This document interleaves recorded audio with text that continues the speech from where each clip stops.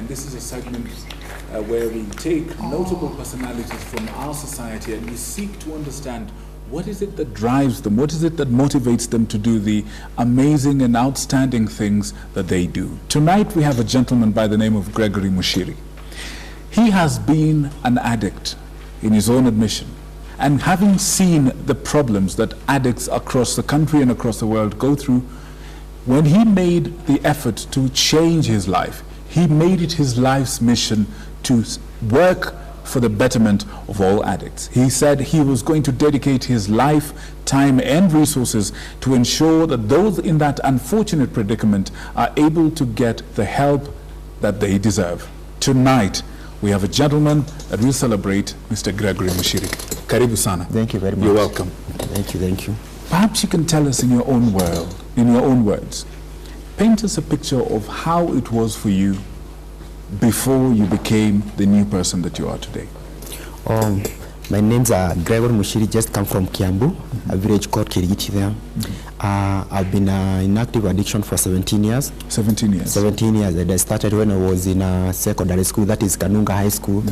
I was a very bright student, and I got a place there, and that's why I started doing drugs, doing alcohol, cigarettes, and some other kind of, some other drugs. And you see now, they What come kind of drugs? What kind of drugs? We used to do even weed in school, and by the time I was finished, by the time I was getting to Form 3, I was a real addict. Most of the time I was in and out of school because there are those behaviors that do come along with addiction problems, like sneaking, stealing from other students, and most of the time I was being sent home plus other people. But my mom used to talk with the principal, and I would be allowed back to school. In fact, in that group that I was with, only I think we finished only 6 or 5 of us ndio tuweza kumalizia in that institution. But by the time I was finishing, I was already into drugs and alcohol. So when I went back to the village there, with nobody looking for me, like in school whereby teachers could follow us, now I was free, so I joined my cousins and other people who were doing alcohol. And now it became the order of the day. Every time I was there drunk, it reached a point where I could not do without these things. In fact, I was living to use and using to live. Wow. And, living to use and using to live. Yeah. For 17 years. Yeah, I could not survive without, because sometimes I could see that I was not on the right track, and I could say that I won't use, but hallucinations or sort of dreams at night. I could wake up and trek from Kambu to Kambu, my village now Kirigiti, to Githogoro at night, just in search of those things, because I could feel that I could die any minute. Oh my. So plus the many other behavioral problems that came along. I never used to work, so I relied on stealing from my parents, and I could also sell my things. I remember I had even sold my bed. Your bed? Yeah, my bed. A bed that was worth 7,000 that I had been given by my sister.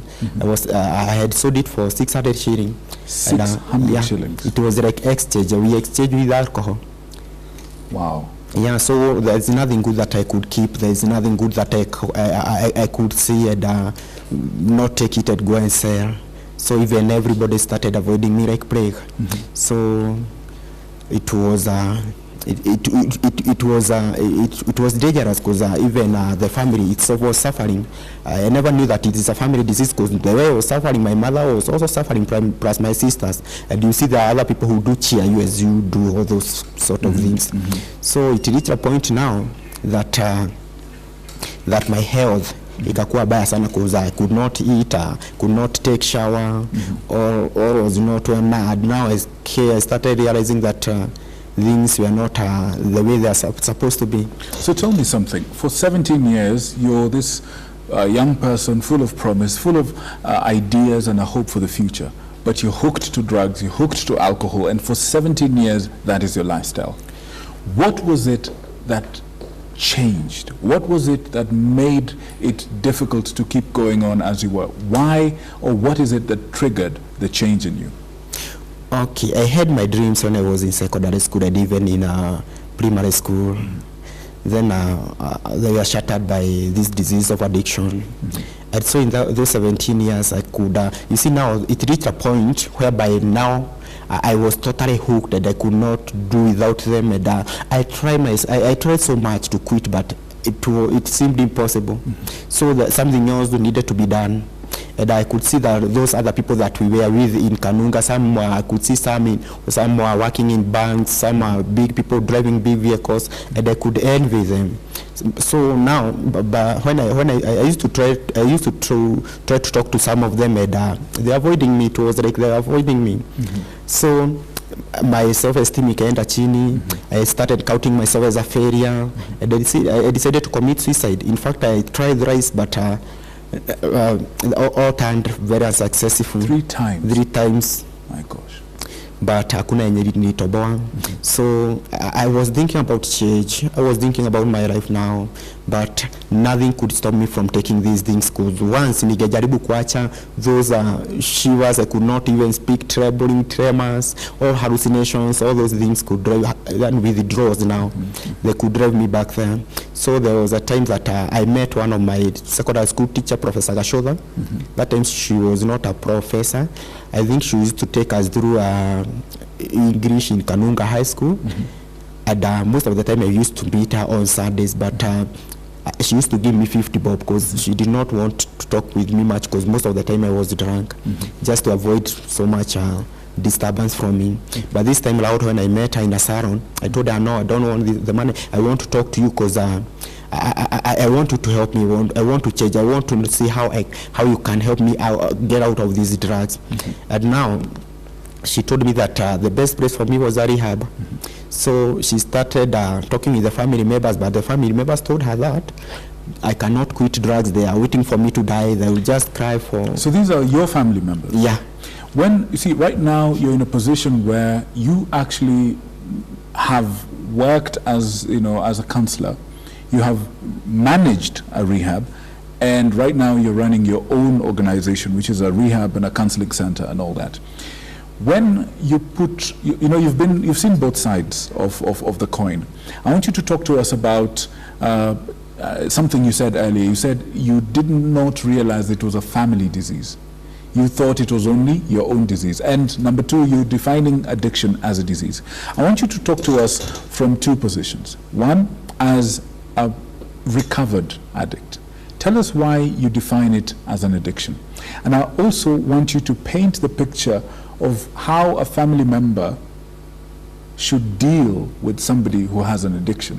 You say in your own case you were somewhat mishandled by some people. They thought they're just waiting for you to die. Tell us a bit about that. Okay, when you talk about addiction or people getting addicted to drugs and alcohol, it is a point where somebody reaches and this person cannot do without these things. Once you quit, something else will happen. You will experience these withdrawals, and sometimes they are very painful. And the next minute you find yourself, you find yourself getting out in search of those things.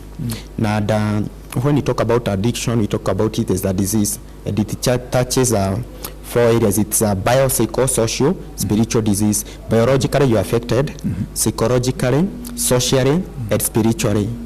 So now, socially, it's all about these other people outside there. You cannot interact with them well because your communication, haiwezi kuwa poa, you are stealing from them, all those things that come along. Biologically, they look like things like alcohol inakudhuru your liver, gastrointestinal system, and all those other things. Psychologically, part is a brains. Most of the people who do alcohol wanakuanga na depression.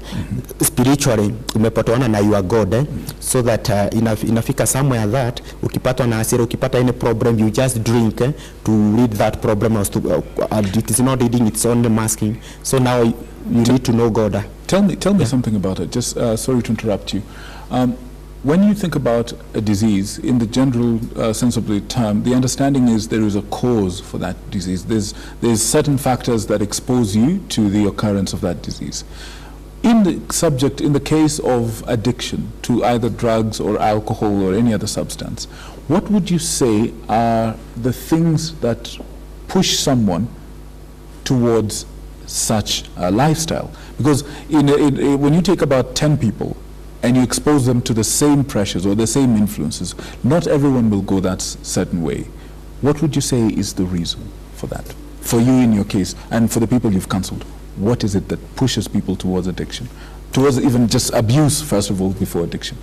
Okay, there's so many things that lead to addiction or using of drugs. For example, the common one is peer pressure.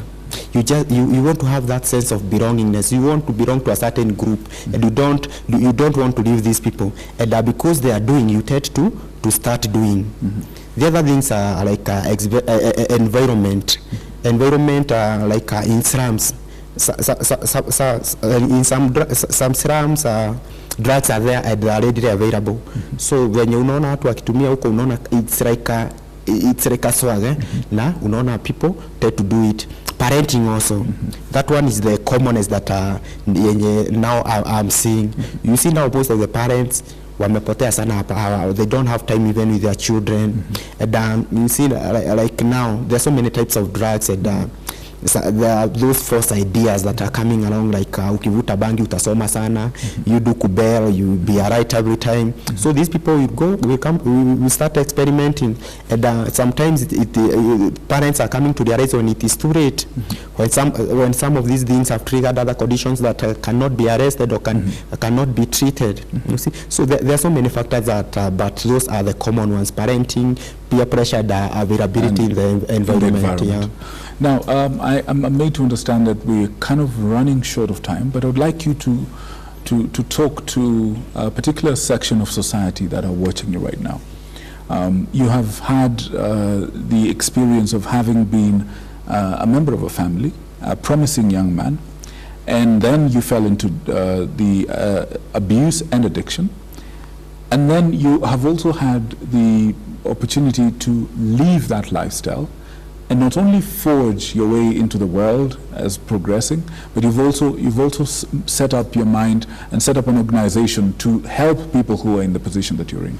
Now, in that unique position that you occupy, I want you to talk to the parents or family members of somebody in a predicament such as the one you are in, and such as the many young men and women that you minister to. I want you to talk to the parents. I want you to talk to them about what perhaps, some people are feeling helpless. Some people are feeling, like there's no hope. Briefly as you can you say something to them that can maybe give them some insight into what's going on and what they can do about it? The family members, people surrounding somebody in such a situation. Okay, I don't think there is any family in Kenya that hasn't got no problems with alcohol and drugs. And some people tend to think that these people ni kujifanya wanajifanya, they can quit whenever they want. But in fact, sometimes they try their level best, but they cannot do it for themselves unless they are given some other support or a kind of a treatment. And it is good to understand that addiction is just like any other disease. Help these people, take them to institutions where they can be helped, and the help is there. The way you cannot just wait and see somebody who is suffering from like malaria in the house, just take them. And this treatment must not be voluntary for it to be effective, because addiction is the only disease that is characterized by a lot of denial. Hakuna mwenye anaitikianga akona shida, but once you take that person to like a rehab center, that's where that denial mechanism is broken, and that person anaingia kwa treatment are the people who does very well. I need you to say that again. It does not have to be voluntary to be effective. Yeah. So the addict themselves, or the person who's suffering from addiction, does not have to be willing to go for rehab for the treatment to be effective. By the way, if you have to wait for somebody to admit that he has got a problem, utagoja mpaka that person will die, because it is a disease that is characterized by a lot of denial. Hawa watu wanashikangwa wanapelekwa into those institutions or hospitals, and that's where wanakuja kuona akona shida, and they get into the treatment and they do very well. In fact, where I work, we have about 17 patients. Na watu wameletwa, like 3/4 of them have been brought by police. Wengine wameletwa na familia na nguvu, and they are doing very well. Now, tell me something. First of all, how long have you been free of this addiction? This is my 8th year now. This is your 8th year. Now, I want you to talk to people who are currently, you've spoken to the family members, the people who surround them. I want you to talk to the people themselves as briefly as possible. I know we are completely out of time, so please try to be brief, but talk to the people who are in this situation. You represent hope. It's possible. Yeah. Talk to them. You were one of them. You have risen above that. You can be able to talk to these people. Talk to them, my brother. This is your camera right here. Oh yeah, to all those people who are still in addiction, there is always a way out. You can still come out of this addiction and start your life again. You cannot go back and start a new life, but you can begin today and make a good life too. How? How did you do it? And how can they give them something, some tools they can use to deliver themselves? One thing, it is just admitting you have a problem, which is yenye sasa inakuanga ni shida.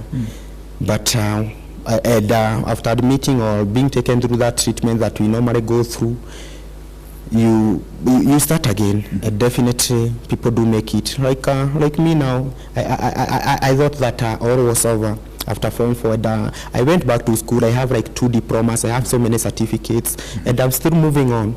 And I have a vision like 5 years to come. I'll be even. I'm thinking about even being owning a polytechnic, which will be still helping these people.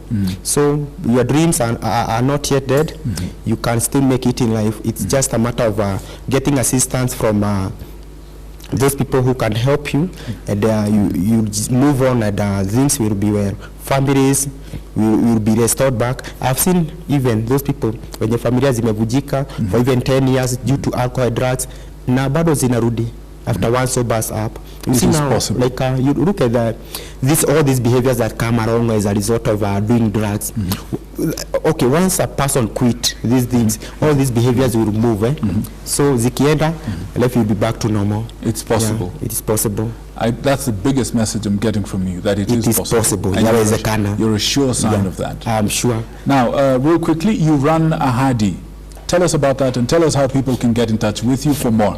Real briefly, your contact details, your organization's details, location, and all that. Okay, Ahadi is a community-based organization that I started after seeing that most of the people in Kochine cannot afford treatment for alcohol and drugs because it's very expensive. So we started a CBO, community-based organization. Where is it? Whereby it is in Kambu, in Kirigiti. How can people get in touch with you? Somebody can call, can visit our website www.ahaditreatmentcenter.co.ke. That's one word, Ahadi Treatment Center. .co.ke. Yeah. And do you have any social media pages, Facebook? Yeah, we have Facebook, Ahadi Treatment and Rehab Center. You can also, we have an office number 0704 525 568, 0704 525 568.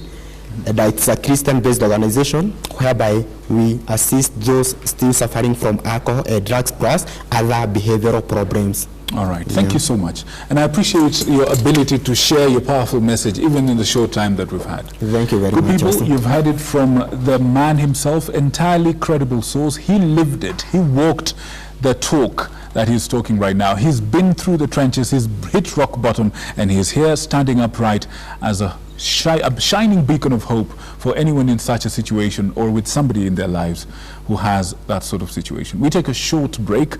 My colleague Regina Manyara Gitau is on the ground right now. He's in the studio ready to give you all the latest in the world of business, and Brenda Zeda and I will take you through the remainder of the news bulletin.